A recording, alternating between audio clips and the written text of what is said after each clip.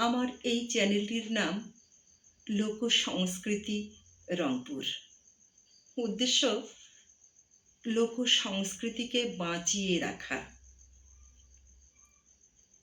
আমাদের এই পর্যন্ত অনেক কথা বিলুপ্ত হয়ে গেছে। লোকভাষা, লোকগালি, লোককথা, লোকখেলা, লোকখাদ্য, লোকসংস্কৃতি বিলুপ্ত হয়ে গেছে। যে সমস্ত কথা সংস্কৃতির বিষয়গুলি হারিয়ে গেছে তাকে আমি খুঁজছি। আমি গ্রামে যাচ্ছি, বয়োবৃদ্ধ মানুষের কাছে শুনছি এবং লিপিবদ্ধ করছি। ভবিষ্যতে আমার এ নিয়ে কাজ করার ইচ্ছে আছে এবং একটি বই বের করার ইচ্ছে আছে। কারণ আমাদের সংস্কৃতি বাঁচিয়ে রাখার দায়িত্ব আমাদেরই।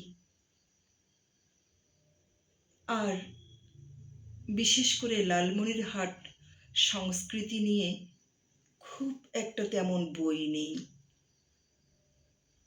আমি কামতাপুরী রাজবংশী ভাষার উপরে কবিতা লিখি।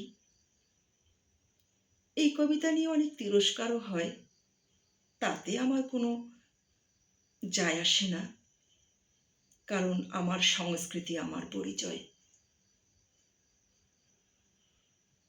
আগামী প্রজন্ম এই কথা বলতেই লজ্জাবোধ করে। আমি লিখছি, কারণ আমি জানি এই সংস্কৃতিকে বাঁচিয়ে রাখতে গেলে তাকে তার জন্য কাজ করতে হবে।